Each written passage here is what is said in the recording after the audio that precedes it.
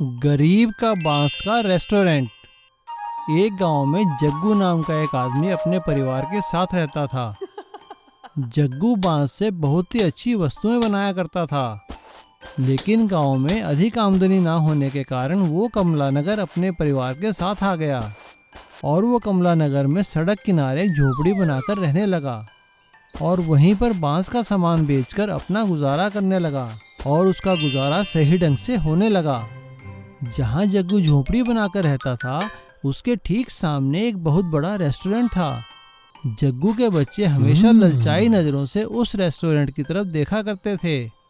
एक दिन जग्गू के बेटे ने जग्गू से कहा, पापा देखो ना, सामने रेस्टोरेंट से कितनी बढ़िया खुशबू आ रही है, कभी हमें भी वहाँ ले जाकर खाना खिलाओ ना। अपने बेटे की बात सुनकर जग्गू ने बहुत ही मायूस होकर कहा, हाँ बेटा, एक दिन मैं तुम्हें वहाँ खाना खाने जरूर ले जाऊँगा, लेकिन अभी हमारे पास इतने पैसे नहीं हैं। एक दिन जग्गू को बांस के फर्नीचर का एक बहुत अच्छा ऑर्डर मिला, जिससे उसकी अच्छी कमाई हुई। उसने अपने बेटे से कहा, अरे बेटा कहाँ हो, तैयार हो जाओ, चलो आज मैं तुम्हें रेस्टोरेंट में खाना खिलाने ले जाता हूँ। सच पिताजी, चलो। हाँ बेटा चलो, जल्दी तैयार हो जाओ। और जग्गू अपने परिवार के सहित उस रेस्टोरेंट के पास चला गया, लेकिन रेस्टोरेंट के गार्ड ने उन्हें धक्के मारकर गेट से बाहर निकाल दिया और कहा कि यहाँ पे गरीब लोगों के लिए कोई जगह नहीं है। वो तीनों मायूस होकर वापस आ गए, लेकिन जग्गू के दिल को इस बात से बहुत ठेस पहुँची और उसने वहाँ पे एक नया रेस्टोरेंट बनाने की मन में ठान ली। लेकिन रात को सोते हुए उसके मन में एक आइडिया आया और वो सुबह उठते ही पास के जंगल में चला गया और वहाँ से काफ़ी सारा बांस काट कर ले आया और खाली समय में उसने वहाँ पे खाली पड़ी ज़मीन पर रेस्टोरेंट बनाना शुरू कर दिया। और देखते ही देखते उसने वहाँ पर एक बांस का नया रेस्टोरेंट बना दिया, जो दिखने में बहुत आकर्षक लगता था। और अपने पास बचे हुए सारे पैसों से उन्होंने अच्छा खाना बनाया और उस रेस्टोरेंट के बाहर लिख दिया, गरीबों का बांस का रेस्टोरेंट। अब उनके रेस्टोरेंट में लोग खाना खाने आने लगे और वो बड़े ही किफ़ायती दामों पर लोगों को खाना खिलाने लगा। जग्गू के रेस्टोरेंट में खाना कम दाम का होने के साथ साथ बहुत स्वादिष्ट भी बनता था। धीरे धीरे उनका काम चलने लगा और जग्गू के बांस के रेस्टोरेंट के सामने वाला रेस्टोरेंट बंद हो गया।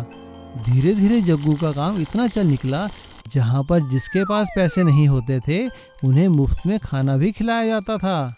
इसीलिए कहते हैं कि हमें सभी की इज्जत करनी चाहिए और कभी घमंड नहीं करना चाहिए। एक गांव में लालाराम नाम का एक सेठ रहता था।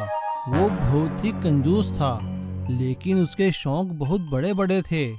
उसका एक सबसे बड़ा शौक था कि वो एक बहुत बड़ा महल बनाए, जिससे कि उसके इलाके में उसकी इज्जत और बड़ी हो जाए। इसके लिए उसने अपने पास काफ़ी पैसे इकट्ठा करना शुरू कर दिया और साथ ही महल बनाने के लिए एक अच्छे कारीगर और ठेकेदार को ढूंढना भी शुरू कर दिया। पास ही के गांव में चंदू नाम का एक भवन निर्माण करने वाला ठेकेदार रहता था। वो बहुत ही अच्छे मकान बनाया करता था। उसके पास कारीगरों की बहुत अच्छी टीम थी। लालाराम एक दिन चंदू के पास गया।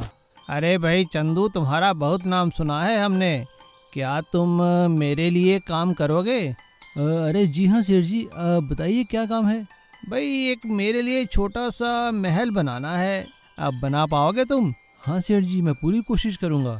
तो ठीक है भाई, आ जाओ फिर गांव में। सेठ लालाराम चंदू को मकान बनाने की पेशगी देकर अपने घर वापस चले जाते हैं। 2-3 दिन के बाद ही चंदू अपने कारीगरों को लेकर लालाराम के घर पहुंच जाता है और लालाराम उन्हें लेकर उस जगह जाते हैं जहां पे कि महल बनाना था। भवन निर्माण के लिए पूजा पाठ करने के बाद चंदू मकान बनाने का काम शुरू कर देता है।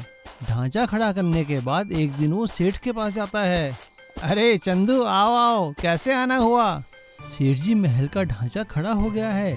आप कह रहे थे ना वो बेशकीमती पत्थर लगाने के लिए, तो वो पत्थर दे दीजिए ताकि मैं पत्थर लगाने का काम शुरू कर सकूं। सेठ लालाराम अपने नौकर श्यामू को आवाज लगाकर कहते हैं, अरे श्यामू, ने वो पत्थर तो दे दो। सेठ लालाराम का नौकर श्यामू सारे के सारे कीमती पत्थर लेकर महल वाली साइड पर पहुंच जाता है और वो सारे पत्थर चंदू और उसके कारीगरों के सुपुर्द कर देता है। लेकिन अगले दिन सुबह जब वो लोग वहाँ आते हैं तो देखकर हैरान हो जाते हैं, क्योंकि वहाँ से सारे पत्थर चोरी हो गए थे। चंदू भागता हुआ जाकर सेठ लालाराम को सारी बात बताता है। चंदू की बात सुनकर सेठ लालाराम गुस्सा हो जाता है और उससे कहता है, देखो चंदू, मैं कुछ नहीं जानता। मैंने पत्थर तुम्हें दिए थे, अब तुम्हें ही पत्थर लाने पड़ेंगे। तुम कहीं से भी पत्थर लाओ और मेरे महल का काम खत्म करो। चंदू वहाँ से मायूस होकर चला जाता है और सोचते सोचते वो कब जंगल में पहुँच जाता है उसे पता भी नहीं चला। लेकिन जंगल के बीचों बीच चंदू हैरान रह जाता है कि एक पेड़ के अंदर से रोशनी आ रही थी।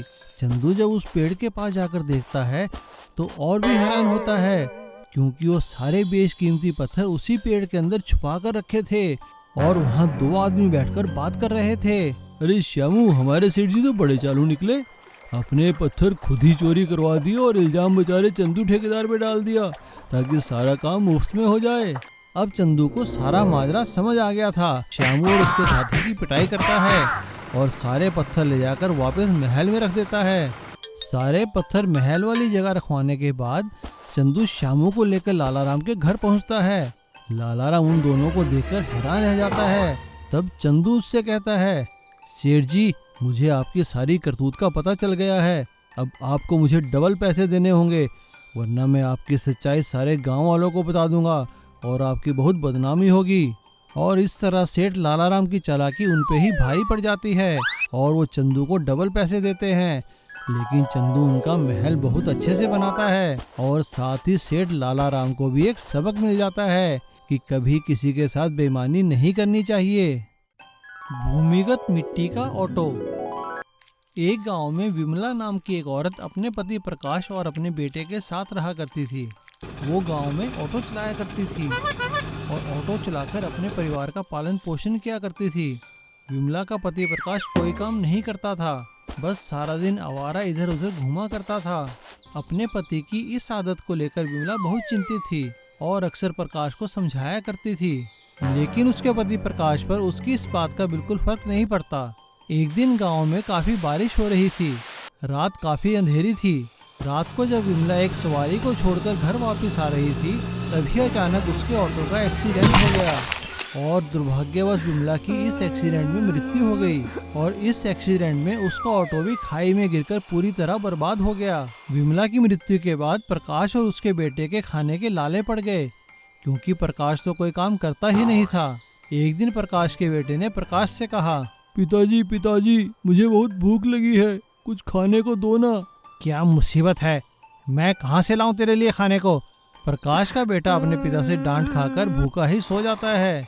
लेकिन उस रात जब प्रकाश सो रहा था, तभी विमला की आत्मा आकर उससे कहती है, देखो, मेरे बेटे के साथ इस तरह का व्यवहार बिल्कुल मत करना। अगर तुमने दोबारा ऐसा कुछ किया तो मैं तुम्हें छोड़ने वाली नहीं।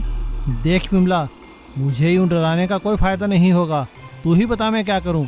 ऑटो भी तो तूने पूरा बर्बाद कर दिया, वरना मैं ऑटो चलाकर 2 पैसे कमा लेता। प्रकाश की बात सुनकर विमला कहती है, मैं जानती थी मेरे जाने के बाद भी तुम्हारा यही हाल रहेगा। अभी आंगन में जाओ, वहाँ खुदाई करो, वहाँ तुम्हें एक ऑटो दिखाई देगा।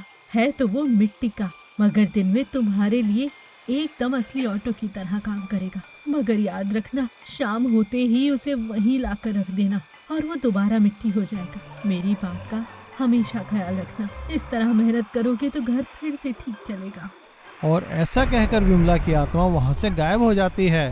प्रकाश सुबह उठते ही जहाँ विमला ने बताया था वहाँ खुदाई करता है और उसे वाकई में वहाँ एक मिट्टी का ऑटो मिलता है। प्रकाश जैसे ही उस मिट्टी के ऑटो को बाहर निकालता है, वो एक असली ऑटो में तब्दील हो जाता है। ये देखकर प्रकाश बहुत खुश होता है। पूरा दिन ऑटो चलाने के बाद प्रकाश की काफ़ी अच्छी कमाई हो जाती है। आते हुए अपने बेटे के लिए, जैसा उसने विमला से वादा किया था, खाने के लिए अच्छी अच्छी चीज़ें लेकर आता है और अंधेरा होने से पहले ही उस ऑटो को वापस मिट्टी में दबा देता है और अगले दिन सुबह फिर से ऑटो को निकाल लेता है। अब प्रकाश का ऑटो का काम सही चल रहा था और एक दिन जब गांव में मेला था तो अधिक पैसे कमाने के लिए वो अंधेरा होने के बाद भी ऑटो चलाने लगता है और अंधेरा होने के बाद जैसे ही वो सवारी छोड़कर वापस आ रहा था, ऑटो एकदम से मिट्टी के ऑटो में तब्दील हो जाता है और टूटकर सड़क पर बिखर जाता है। तब उसे अपनी पत्नी विमला की बात याद आती है और अपनी गलती पर पछतावा होता है। प्रकाश को सबक मिल चुका था और उसे अपनी गलती का एहसास हो गया था। अब प्रकाश दिन रात मेहनत करने लगा और पहले किराए का ऑटो चलाने लगा और फिर धीरे धीरे उसने अपना खुद का ऑटो खरीद लिया। इस तरह भूमिगत मिट्टी के ऑटो ने प्रकाश को एक सबक सिखा दिया कि मेहनत करने से ही जीवन सफल होता है।